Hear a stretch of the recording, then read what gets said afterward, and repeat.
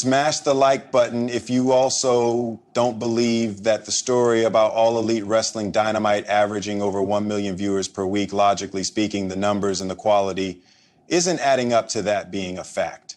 So, what are my thoughts about that lying report about All Elite Fake Pro Wrestling averaging over 1 million views per week?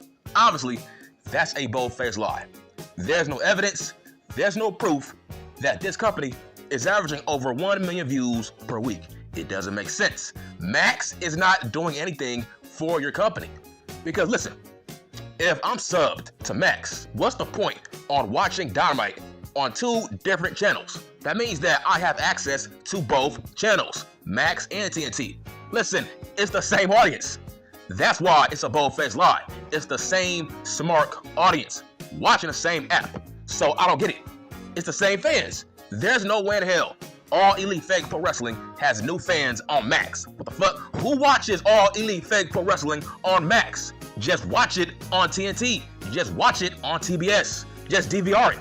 I don't get it. What's the difference? I don't get it. What's the difference between Max and TNT? There's no way in hell they got new fans on Max. All right, how about this comparison? It's like becoming a streamer, and you stream on both platforms, Rumble and YouTube. Bruh, it's the same audience. You are not bringing in new viewers. It's your viewers that you already had. So there's no way All Elite Fake Pro Wrestling is bringing in 1 million views. That makes no sense. You have no new fans on Max. It's the same fans you already had from the beginning. Or let's say you want to stream on Twitter and you want to stream on YouTube. It's the same audience that you already had. That's my point. I don't get it. If I have access to TBS and Max, I don't see the point on watching All Elite Fake Pro Wrestling on Max if I was already watching it on TBS. Like, for example, why would I watch my favorite YouTuber on Rumble if he also streams on YouTube at the same time? I might as well just stick to YouTube. So, watching Dynamite on TBS and Max, it's the same thing like you're watching a YouTuber on Rumble and YouTube at the same time. Streaming at the same time. It's the same thing. You have the same audience from before. It's just they might choose to watch it on Max or TBS, but it's not a new audience. For example, Dr. Disrespect. He streams on Rumble and YouTube, but before he signed on Rumble, his audience was over 30,000 viewers per stream on YouTube. Guess what? It's the same audience. Nobody stopped watching Dr. Disrespect. It's just now they chose to watch him on Rumble. It's the same audience. He did not grow his audience. Just think about it. Before he signed to Rumble, he was averaging over 30,000 viewers. So do the math. On YouTube now, he gets over 15,000 viewers. But on Rumble, it's the same numbers, the same stats. He also gets over 12 to 15,000 viewers, which means his audience got cut in half based on the move to Rumble. So now his audience is 50-50. The same audience from before. It's just they chose to watch him on Rumble. It's a 50-50 split. So that's what I mean by Dynamite being aired on Max and TBS. It's not doing anything for their overall numbers. It's the same audience from before. It's a split audience. It's a partially split audience that moved over to Max. Based on the shit's quality of Dynamite every week, there's no way in hell this show gets over 1 million viewers per week. No way in hell. That's a bold-faced lie. In fact, this has to be an April Fool's joke. There's no way Dynamite gets over 1 million viewers. The math doesn't add up. Okay, let's say Dynamite does get over 1 million viewers per week. To me, that's a victory. That would be a victory if they do get over 1 million viewers per week. That's why this has to be an April Fool's joke. Now, I must come out and say this. Guys like Dean Ambrose, guys like Isaiah Swerve Scott, they would never come back to the World Wrestling Federation. What part of that don't you understand? I don't get it. If you're a fan of All Elite Fake Pro Wrestling, why do you want Dean Ambrose to go back to the World Wrestling Federation? Him and Swerve. That makes no sense. Those two men are perfect where they're at. Those two men are marks. Here's what I mean by those two men are marks. You gotta watch the recent DJ Vlad clip of Isaiah Swerve Scott today My God, he got exposed as a fucking mark for this business. He thinks he's New Jack. Holy shit.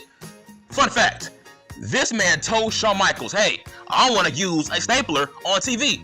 And Shawn said, hell no, we don't use staplers. So basically, the stapler, the syringe, the drinking of the blood, that was Swerve's idea? That's proof.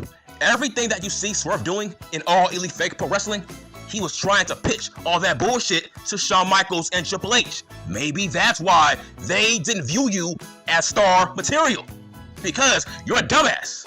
Okay, if Isaiah Swerve Scott is allowed to do all this bullshit in All Elite Fake Pro Wrestling, that means he's never coming back. Never. He's never coming back to the World Wrestling Federation.